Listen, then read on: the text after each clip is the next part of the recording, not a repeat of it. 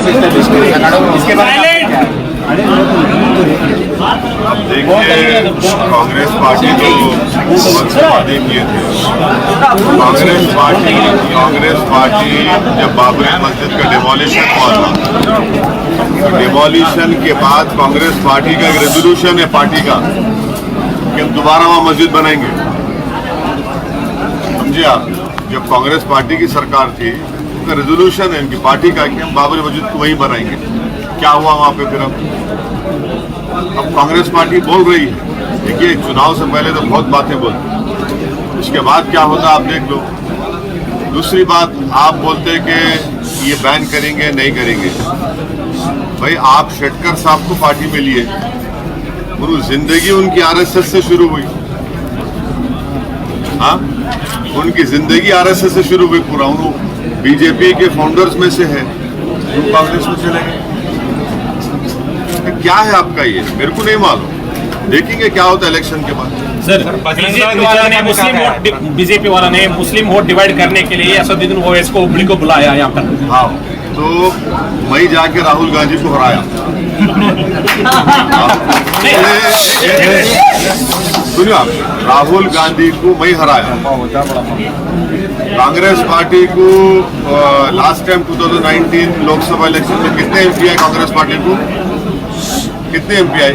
एक ही आए ना, हमारे डीके के भाई आए, वो भी मेरी वजह से हार गए। समझे ना, उनका कितने 45, 50, 49 जीते, वो मेरी वजह से आए। समझे आप, उनके एमएलए भाग गए बीजेपी में, मेरे से खाना खा के घर में मेरे जाओ बोला उनको। ये बकवास है।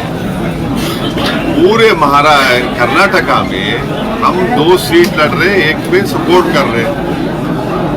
आप लड़ो ना भाई, कौन रोक रहा आपको?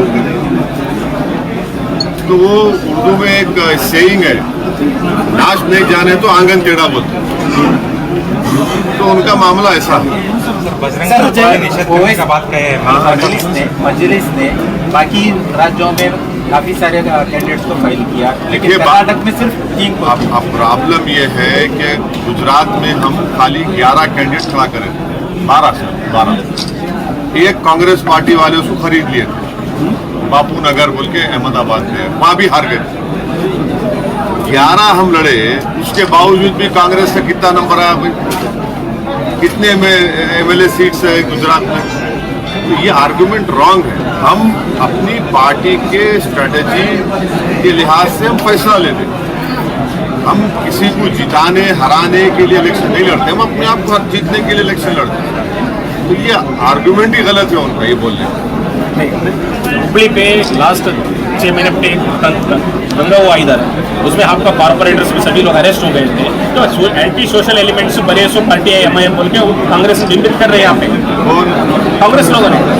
तो कांग्रेस पार्टी ये बोल रही है कि जितने लोग जेल में है वो एंटी सोशल है, कोई बोले ना उन्हीं लोग।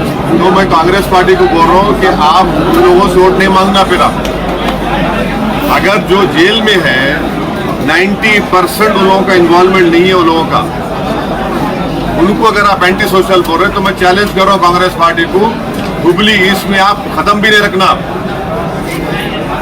आपको उनको थोड़ा ख्याल होना चाहिए कि 90% लोग इनोसेंट है, 1 साल से जेल में है, यूएपीए उनके ऊपर लगा दिया गया है।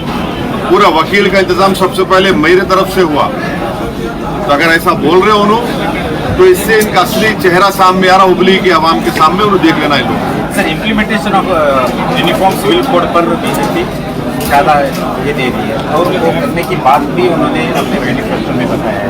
इसके बारे में आपको बताते हैं, क्योंकि उसको आप उसके खिलाफ आप बात करते हैं। देखिए, आप रिलीजियस कन्वर्जन के खिलाफ कानून बनाते हैं, अब वो यूनिफॉर्म सिविल कोड से कैसा रहता ताल्लुक उसका? मैं क्या गोश्त खाना नहीं खाना तो कानून बनाते, यूनिफॉर्म सिविल कोड से क्या लेने देना उसको? आपकी सरकार गोवा में है, बीजेपी की गवर्नमेंट गोवा में है, तो गोवा में वहाँ पर एक रूल है, लॉ है कि अगर कोई हिंदू कपल को 25 साल और 30 साल के दरमियान में उनको बेटा नहीं हुआ, सन नहीं हुआ, तो दे कैन दूसरी शादी कर सकते, सेकंड मैरिज। वहाँ चेंज करो ना तुम लॉ को। खाली बस यूनिफॉर्म सिविल कोड से पहले आर्टिकल 29 कॉन्स्टिट्यूशन में एक फंडामेंटल राइट है और वो राइट टू कल्चर का राइट है, अनफिटर्ड है, उसको कोई रोक नहीं सकता। तो मेरे को मेरे कल्चर का प्रोटेक्शन का राइट हासिल है। अब एनआरसी लेके आते बोल रहे हैं, एनआरसी कहां से लेके आते? जो आसाम में एनआरसी हुआ तो उसको नहीं मान रहे सुप्रीम कोर्ट मॉनिटर्ड। तो ये बीजेपी का ऐसा ही रहता सर। रिजर्वेशन के बारे में 4% रिजर्वेशन ये कर दिया, हटा दिया। तो सुनिए, रिजर्वेशन के बारे में जो डिसीजन बीजेपी गवर्नमेंट ने लिया है, कॉन्स्टिट्यूशनली लीगली आप कोई इंटरिम रिपोर्ट के ऊपर रिजर्वेशन नहीं निकाल सकते, नंबर 1। और वो इंटरिम रिपोर्ट पब्लिक डोमेन में नहीं है, आप पब्लिक को लाके दो इंटरिम रिपोर्ट। तो नंबर 1 मुस्लिम रिजर्वेशन को निकालना वो इलीगल है, इंटरिम रिपोर्ट पर रिजर्वेशन निकालना वो भी इलीगल है। और वो इंटरिम रिपोर्ट पब्लिक को नहीं दी जाती है। क्यों नहीं दी जाती भैया? और चौथी बात यह है कि वो रिजर्वेशन आर्टिकल 15 और 16 के ऊपर मिल रहा है, सोशली एजुकेशनली बैकवर्ड है, उसके ऊपर मिल रहा है। उसका एक रिपोर्ट है, जब देवेगौड़ा साहब सीएम थे, वो एक रिपोर्ट था, पूरा इंपेरिकल एविडेंस है सोशल एजुकेशनल बैकवर्डनेस का। वो रॉन्ग डिसीजन है उनका। सर, आज के कांग्रेस के मैनिफेस्टो में बजरंग दल को भी निषेध करने की बात किया गया है। मैं बोला ना, किस नजर से देखते हैं? मैं बोल दिया, मैं बोल दिया, अभी बोला। सर, बीजेपी के एमएलए बसंतगौड़ा पाटिल शब्द बोलते हुए यहाँ पर भी उनका फोटो लगे हुए हैं, उनको हटाने की बात मैं प्राइम मिनिस्टर नरेंद्र मोदी को चैलेंज कर रहा हूँ। क्या चैलेंज कर रहा हूँ? जब बाबा साहेब अम्बेडकर ने संविधान बनाया, कॉन्स्टिट्यूशन बनाया, संविधान बनाया, तो उसकी पहली बुक, कॉन्स्टिट्यूशन की पहली बुक जो थी, उसमें पूरा कॉन्स्टिट्यूशन लिखे और उसमें फोटोज है। राम सीता की फोटो है, गुरु नानक की फोटो है, गौतम बुद्ध की है, महावीरा की है,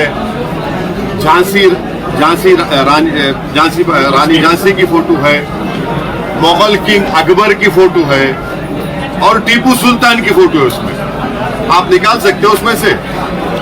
पार्लियामेंट की लाइब्रेरी में मैं जाके देख के आया हूं, पहली कॉन्स्टिट्यूशन की किताब में टीपू की फोटो है।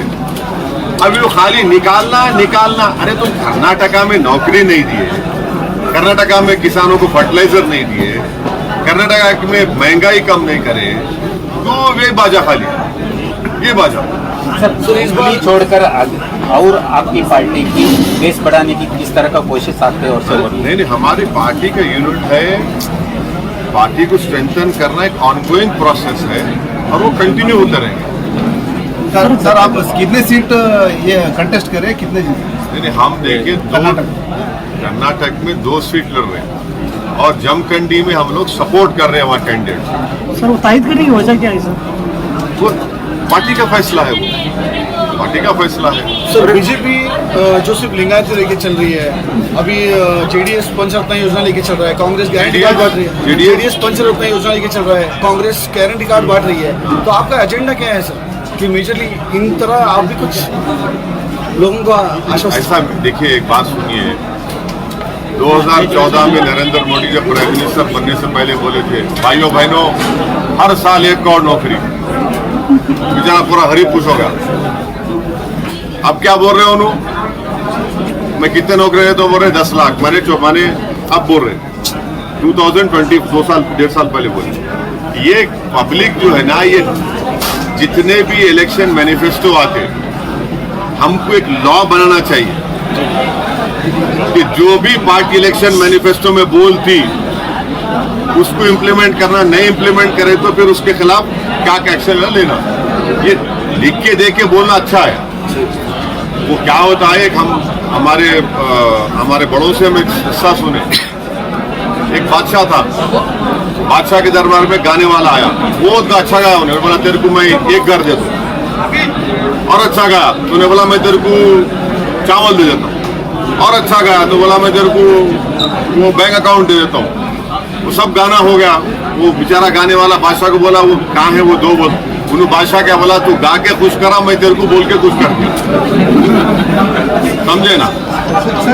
तो ये ऐसी जो रहा ना, अगर पॉलिटिकल पार्टीज जो प्रॉमिस करते उसको इम्प्लीमेंट कर देते पूरे political party, specially BJP and Congress, तो गरीबों का तो फायदा होता ना।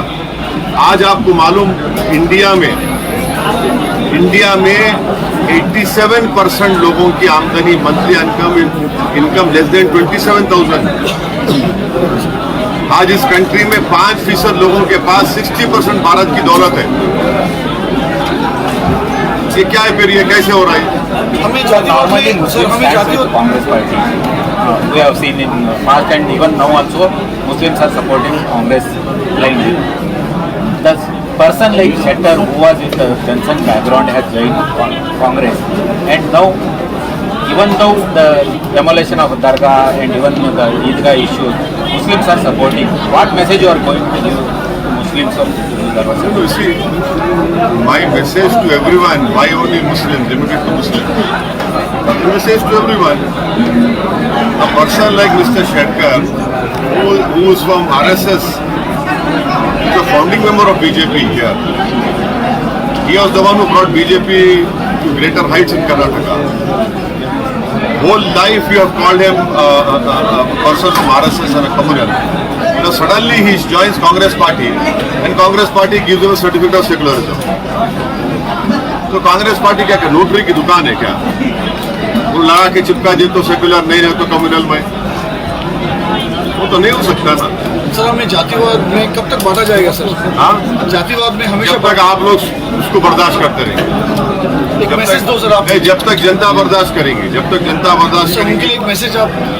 हम तो मैसेज देते रहते हैं, जब तक जनता बर्दाश्त करे चलता रहे।